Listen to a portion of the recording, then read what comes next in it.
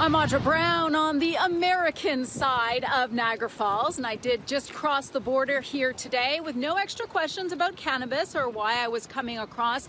No problems expected going back either. Well, today we were also talking to Americans about what they think of their northern neighbors legalizing marijuana and if it means it will affect their crossings coming over to Canada. How will that affect your travel to Canada as an American? Not a bit. Yeah, really not a bit, because we're going to head across there in a little bit, but we're not planning on bringing any across. Yeah. What do you think of legalization of marijuana in the first place, as your northern neighbors of the country legalizing it? Yeah, I would actually support it to some level, I think, because there's a lot of the criminal justice system makes a lot of money on it for as long as people manage how they do it and don't drive while under the influence. Will you be traveling to Canada more? Who, we? Yeah. Oh, certainly not for marijuana. You think the borders could be a little busier? I think absolutely the border will be busier for people who are looking for legalized marijuana. Well, one question that has been asked is whether or not amnesty boxes should be installed on the Canadian side of the border so that travelers could dispose of any marijuana they might have in their possession before crossing the border. It's like get refurbished and sent back out to everybody. I don't know what they would do with it. Yeah, no, I don't know. I guess if you want to leave it there, I don't know.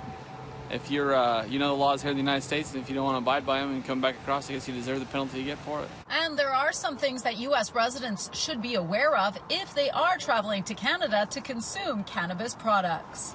Please do not attempt to enter the United States with marijuana in any form, including edibles and medicinal marijuana prescribed by a medical provider.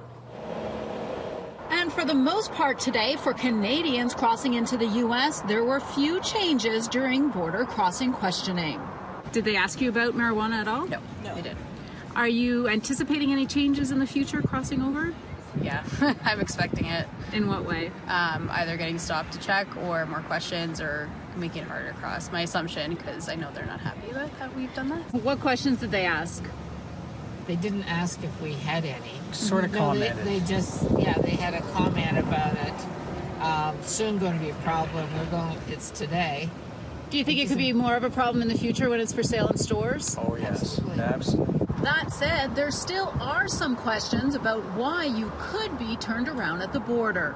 A Canadian citizen working in or facilitating the proliferation of the legal marijuana industry in Canada coming to the United States for reasons unrelated to the marijuana industry will generally be admissible to the United States. However, if a traveler is coming to the United States for reasons related to the marijuana industry, they may be deemed inadmissible. But neither Canadians nor Americans seem too worried. Today, no problems. Clear sailing. If and how things will change once cannabis is sold in stores remains to be seen. In the U.S., Audra Brown, City News.